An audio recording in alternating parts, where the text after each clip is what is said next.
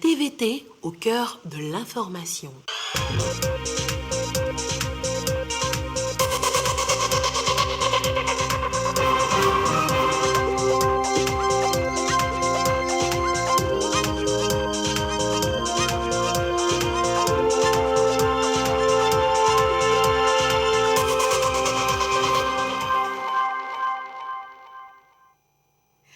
Mesdames, Messieurs, bonsoir. Clap de fin pour le colloque international de Lomé sur la gestion des transitions politiques et de la résilience face aux extrémismes violents.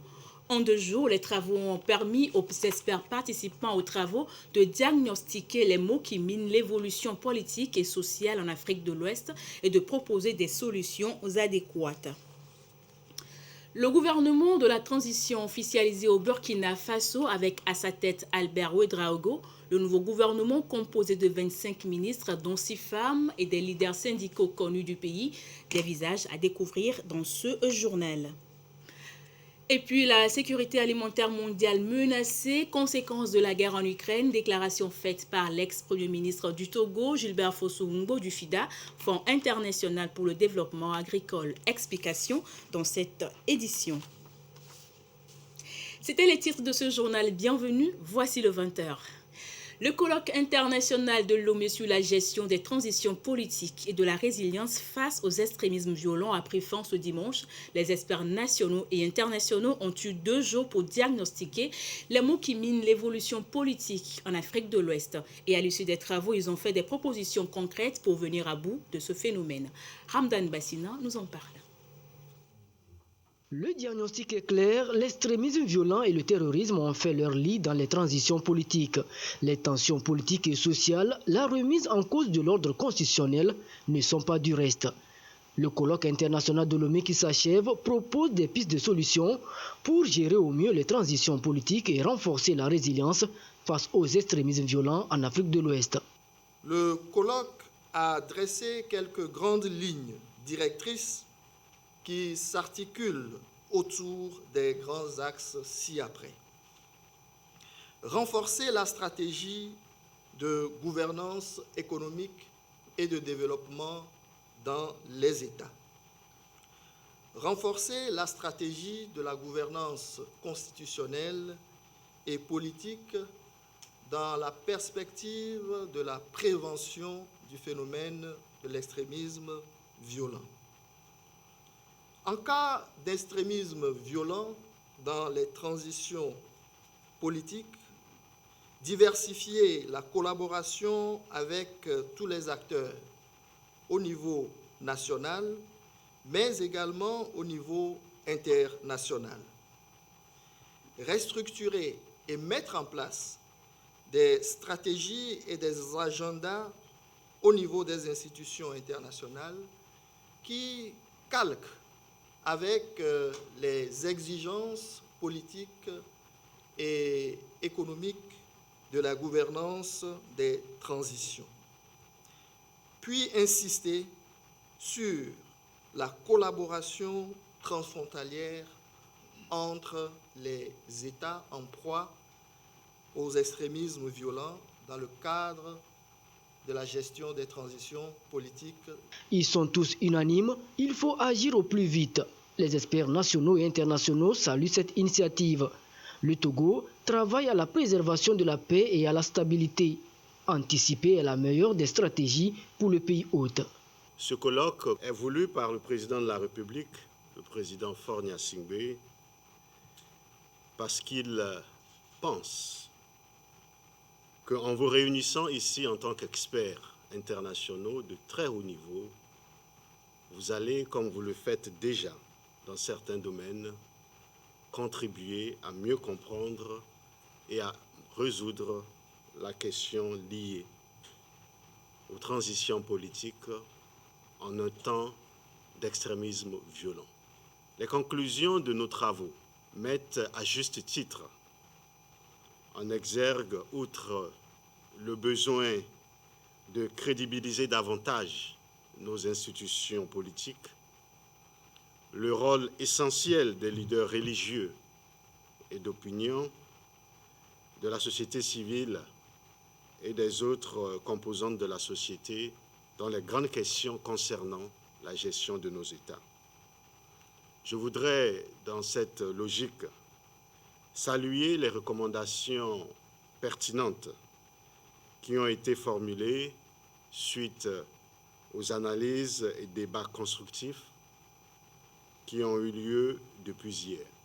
En avril prochain, le Togo abritera une rencontre internationale sur les transitions politiques et la lutte contre l'extrémisme violent en Afrique de l'Ouest. Les recommandations de ce colloque serviront aux prochains travaux. Au terme de cette rencontre, les experts ont donc exprimé leur satisfaction et leur désir de voir se concrétiser les recommandations faites au cours des travaux. Le choix du Togo comme acteur clé dans la recherche des solutions aux conflits sociopolitiques a été salué. Écoutons quelques réactions.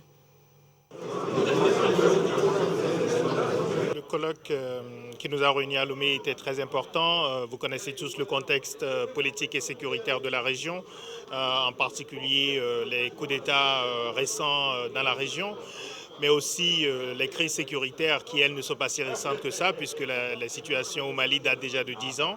Donc on a aujourd'hui un besoin de réflexion collective sur ces enjeux et on a besoin d'actions également, mais d'actions qui sont inspirées par la réflexion, et je crois que le colloque nous a permis d'avoir ces réflexions croisées, d'experts, et surtout, ce qui n'arrive pas souvent, d'avoir la possibilité de dire aux décideurs ce que nous pensons en toute indépendance. Et ça, c'est extrêmement important pour nous. Au colloque, on vivement remercié le gouvernement du Togo, l'engagement personnel du chef de l'État, du ministre des Affaires étrangères et du ministre des Enseignements primaires pour déjà cette initiative. Ce n'est pas toujours qu'un pays qui prépare une conférence ministérielle invite des experts, mais pas des experts pays, des experts indépendants.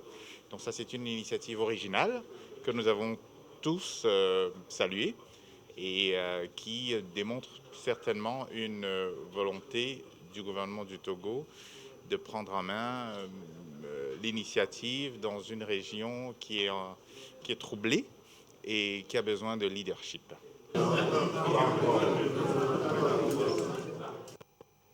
Des propos recueillis par Eko Salah. L'actualité ce soir, c'est aussi ce colloque sur la promotion de l'évidence scientifique et clinique de la médecine traditionnelle. Il a réuni les médecins conventionnels et les praticiens du Centre omnithérapeutique africain à Lomé, une initiative conjointe du ministère de la Santé et de l'Hygiène publique et celui de l'enseignement supérieur et de la recherche. Le récit de Marie-Thérèse Nabédé et de Yata Aretem. La médecine traditionnelle, principale source de soins de santé en Afrique. Elle est pratiquée à plus de 80% par les populations ouest-africaines. L'utilisation des produits à base de plantes inclut la réduction de risques d'effets secondaires, le coût inférieur du traitement. Cette rencontre entre médecins et tradipraticiens a pour but de promouvoir l'intégration de la médecine traditionnelle dans les systèmes de santé. Avant d'aller à l'hôpital, la plupart des gens vont voir d'abord le tradipraticien. Des fois, ils vont à l'hôpital, ils reviennent quand même voir le tradipraticien.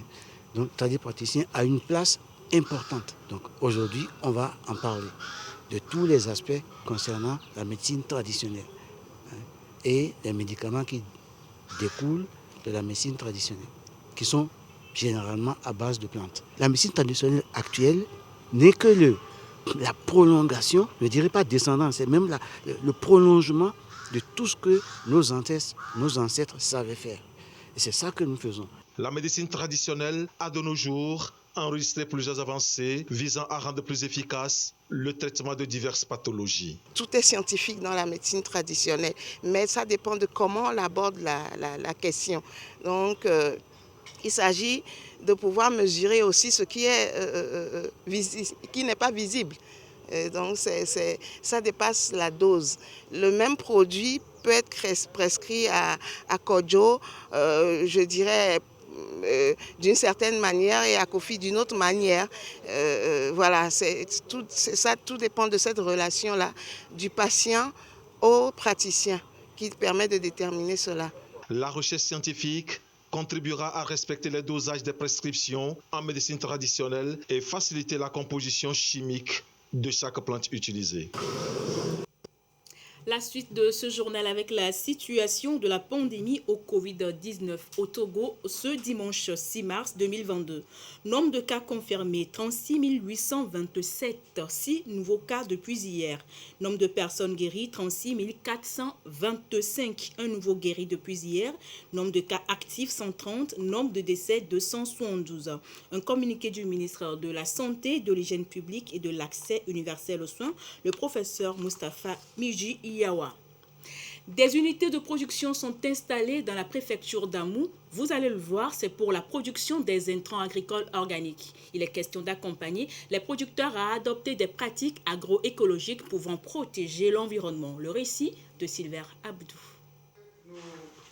C'est un élan vers la promotion des pratiques agroécologiques, l'implantation de cette unité de production des intrants agricoles organiques dans la préfecture d'Amou. L'unité va produire des fertilisants organiques et des biopesticides, des intrants alternatifs pour remplacer les engrais et pesticides chimiques qui ne contribuent pas à la durabilité des sols. Objectif, produits bio pour garantir la santé et préserver l'environnement. Cette unité va produire des intrants qui vont être à la disposition des paysans pour pouvoir produire des produits agricoles bio. Puisque ces produits-là vont nous donner la santé et ça va permettre de maintenir aussi le sol pour une durabilité en ce qui concerne la fertilité du sol. La démarche est de l'ONG Asila Simi. Elle apporte sa contribution pour accompagner les producteurs à améliorer leur système de production destiné à produire désormais sans intrants chimiques. Ce projet va nous permettre de produire 200 tonnes de bokashi et puis 3000 litres de biopesticides. Au-delà de la production qui va être distribuée à près de 300 producteurs dans la préfecture ici, le projet permettra de faire également de la sensibilisation, de la communication sur l'importance des produits, des intrants agricoles écologiques, c'est-à-dire les inconvénients, les dangers qu'il y a à l'utilisation des intrants chimiques. À travers cette politique agroécologique, les acteurs restent engagés pour une agriculture plus durable, visant à maintenir la sécurité des sols et mieux protéger l'environnement. Et justement, pour soutenir ces producteurs et encourager ces initiatives, un marché local de vente de produits agroécologiques est désormais ouvert. Il est dans la région centrale, précisément à Sokodé. C'est le deuxième du genre après celui d'Atapamé. Allons à la découverte de ce marché avec Désiré Aloyé. S'il y a quelque chose de nouveau à apprécier à sa juste valeur, à partir de cet instant ici à Sokodé, c'est l'ouverture de ce marché de produits agroécologiques. Porteur du projet Régépata, réseau des jeunes et professionnels agricoles du Togo, région centrale, pour opérer une dynamique, offrir davantage des produits agricoles de qualité aux populations.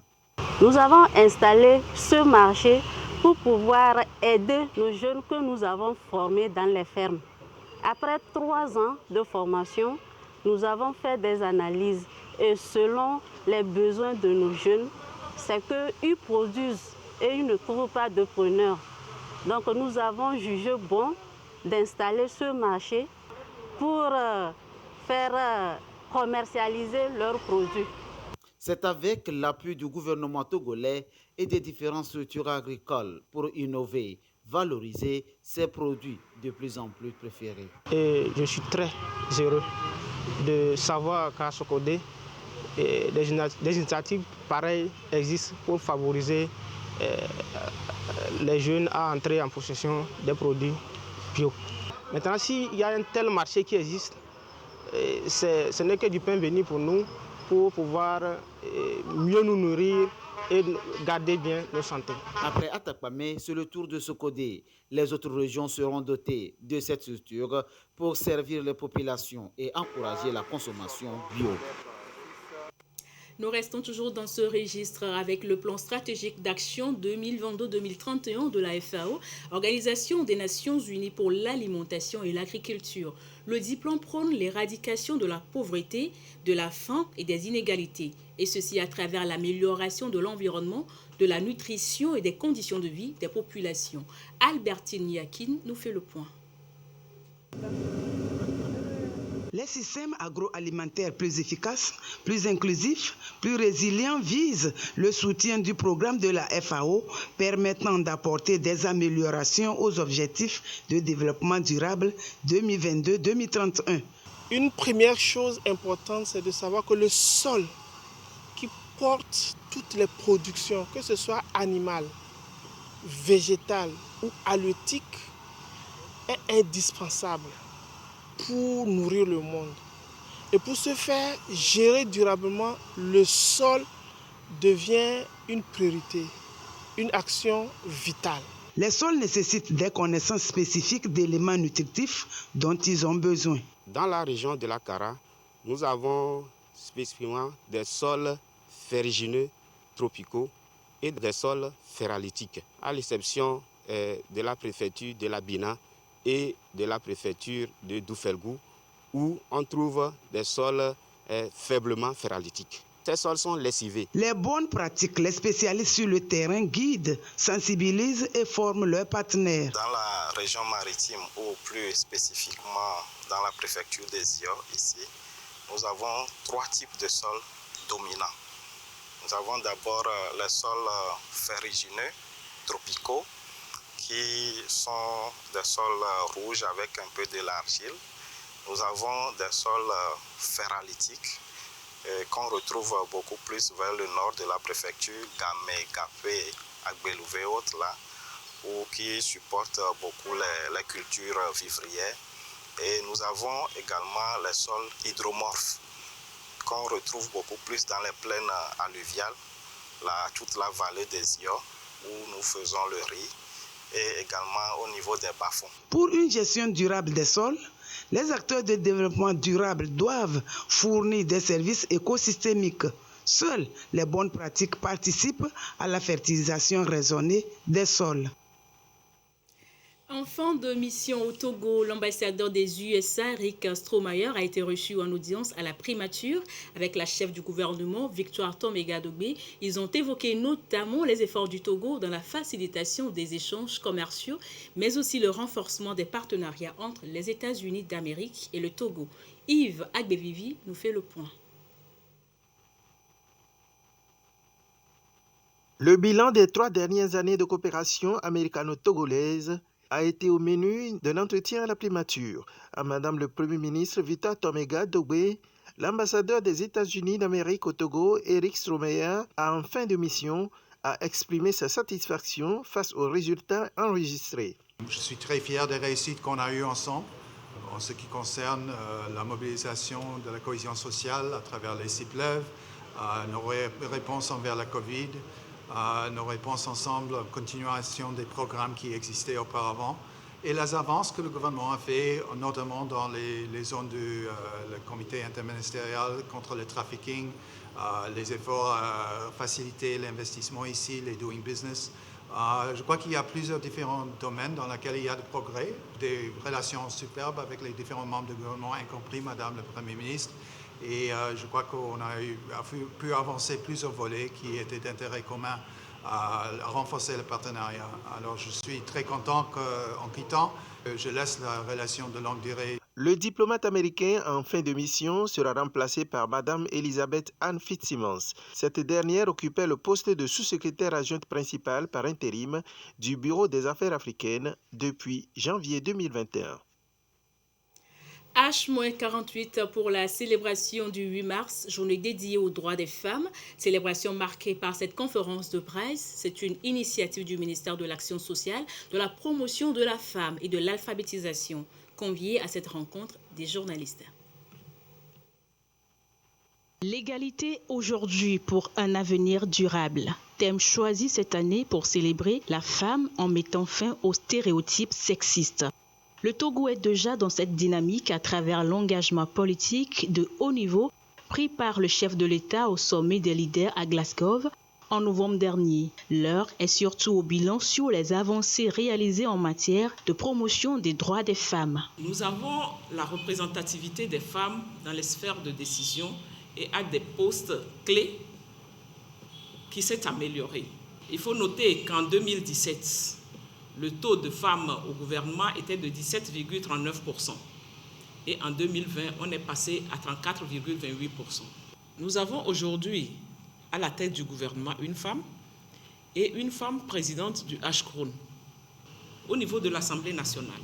Sur 91 députés, nous avons 17 députés femmes, soit 18,68%. Nous avons une femme à la tête de l'Assemblée nationale.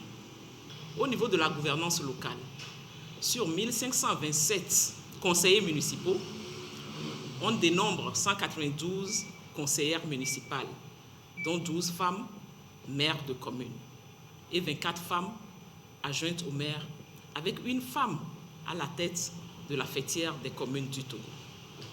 Plus de femmes envoyées dans les contingents militaires pour le maintien de la paix.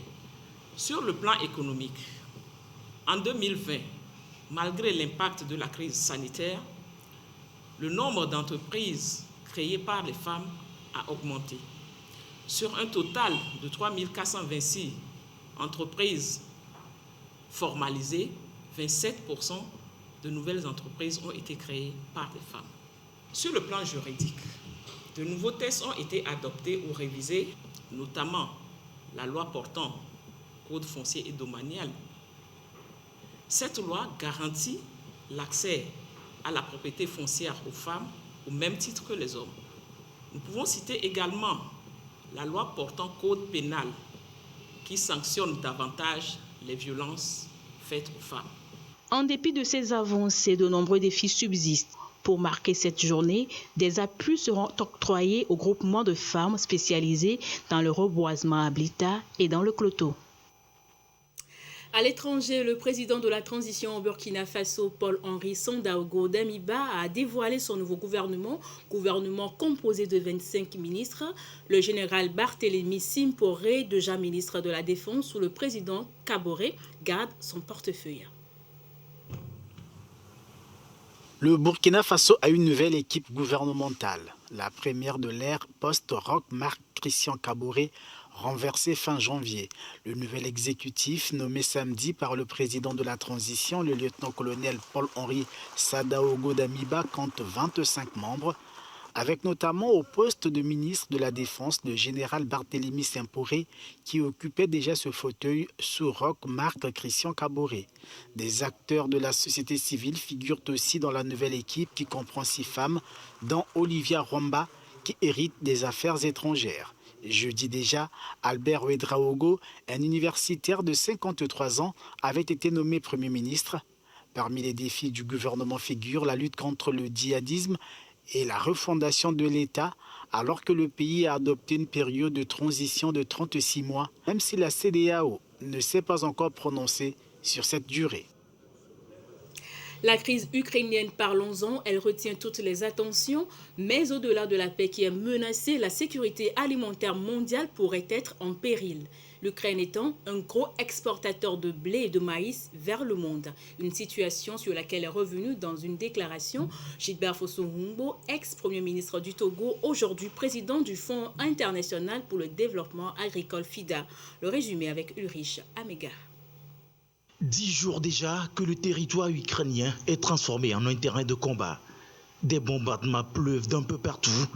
Une bataille sans merci entre la Russie et l'Ukraine qui donne de l'insomnie aux populations. Des vies perdues, des populations déplacées. La paix menacée, mais au-delà, la sécurité alimentaire mondiale. Le Fonds international pour le développement agricole FIDA, par la voix de son président Gilbert Fosso-Humbo, appelle à une prise de conscience. Il mesure les répercussions de ce conflit sur tous les continents. Au FIDA, nous craignons vivement qu'un conflit prolongé en Ukraine ne restreigne l'approvisionnement mondial en cultures essentielles comme le blé, le maïs et l'huile de tournesol, entraînant une flambée des prix des denrées alimentaires et de la faim. Ceci pourrait mettre en péril la sécurité alimentaire mondiale et exacerber les tensions géopolitiques. Kiev joue un rôle majeur dans le système alimentaire et exporte au moins 12% des calories échangées dans le monde. 40% des exportations de blé et de maïs en provenance de cette région de la mer Noire sont destinées au Moyen-Orient et à l'Afrique. Des régions déjà en proie à des problèmes liés à la faim et dans lesquelles une quelconque pénurie ou augmentation des prix alimentaires pourrait favoriser des troubles sociaux. À ce jour, une personne sur 10 dans le monde ne mange pas à sa faim et des millions de personnes ont été précipitées dans la pauvreté et la faim du fait d'événements météorologiques extrêmes et des répercussions de la pandémie du Covid-19. La poursuite de ce conflit, qui constitue déjà une tragédie pour les personnes touchées, sera catastrophique pour le monde entier et en particulier ceux qui peinent déjà à nourrir leur famille. Le FIDA est déterminé à poursuivre ses efforts pour améliorer l'autosuffisance et la résilience alimentaire des pays les plus pauvres de la planète, mais à court terme, il lui sera difficile d'atténuer les effets mondiaux. Rajoute l'ex-premier ministre du Togo. L'arrêt des combats, désormais la solution. Toujours à ce propos, le porte-avions Charles de Gaulle a été déployé en Méditerranée pour des missions dissuasives. Quelques 500 soldats français sont déployés. Ils seront en première ligne dans le dispositif de protection de la Roumanie. Un pont aérien, de jour comme de nuit. Les militaires français s'installent sur la base de l'OTAN à Constanța. Les températures sont négatives, parfois il neige. Une partie des effectifs est constituée de chasseurs alpins. Ils se sont installés de manière provisoire dans des tentes, dortoirs collectifs, mais aussi casernes improvisées avec une partie armurerie. En moins de 10 jours, 500 soldats français vont trouver place ici, une installation sommaire mais efficace. On était d'alerte, mais au moment où elle a été déclenchée, ça a été la surprise et après ça a déroulé selon le plan qui a été prévu pour nous. Les véhicules aussi sont arrivés. Plusieurs dizaines à bord de grands avions de transport. Ils sont stationnés non loin des pistes. Le sergent-chef Geoffrey les recense afin qu'ils soient affectés aux différentes missions, de la logistique jusqu'au combat. Là, il y a du GBC 180 pour du transport de personnel, du ravitaillement en ration, en eau. Vous avez du VAB, donc du véhicule de l'avant blindé. Pareil, du VAB, différents types de VAB, différentes versions. La Roumanie est en première ligne. Elle partage avec l'Ukraine 650 km de frontières qui sont devenus stratégiques dans le conflit en cours. Pour les habitants de Constanța, la guerre se rapproche, certes, mais les Roumains se sentent protégés. Je ne panique pas. Personne ne sait ce que veut vraiment Poutine. Ses ambitions et ses projets, je pense que c'est comme un jeu de poker. On vit des temps dangereux, mais on est dans l'OTAN, on est protégé.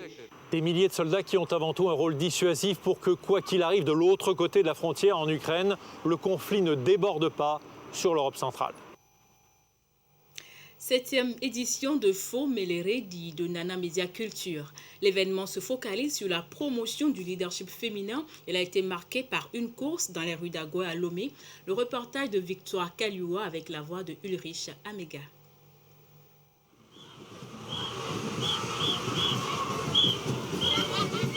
Une marée bleu-blanc-rouge dans les rues d'Agoé.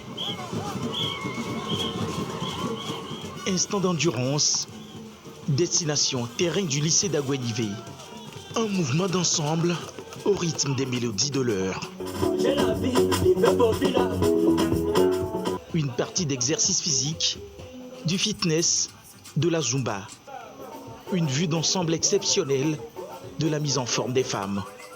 La 7e édition de l'événement Faux Mélérédi de Nana Media Culture se met ainsi au service de la promotion du leadership féminin. Faux Mélérédi, ça veut dire chérie ou mon frère, je suis prête. Je suis prête à assumer les mêmes responsabilités que toi et à mieux les faire. Lorsque les femmes sont quelque part, elles s'occupent de tout le monde.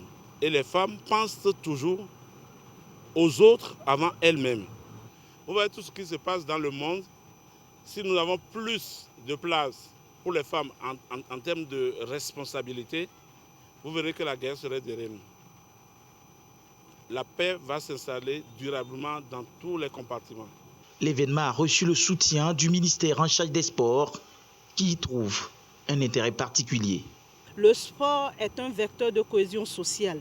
Et à côté, le sport véhicule également des valeurs telles que l'excellence, le respect, l'amitié, la combativité, la confiance en soi. Cet événement permettra aux femmes de pouvoir s'aligner également dans le thème de cette année qui est de préserver l'environnement. Nous espérons que les femmes prendront leurs responsabilités afin de pouvoir jouer leur partition. Nécessité du respect des mesures barrières, nécessité de se faire vacciner, autant de messages véhiculés ici. La présente édition, c'est aussi celle du jeu, les courses de la ménagère à l'endroit des hommes. Les meilleurs sont primés. Ainsi s'achève cette randonnée de l'information. Merci à vous de l'avoir suivi et merci à toute l'équipe de réalisation. Bonne fin de week-end à vous et à très bientôt.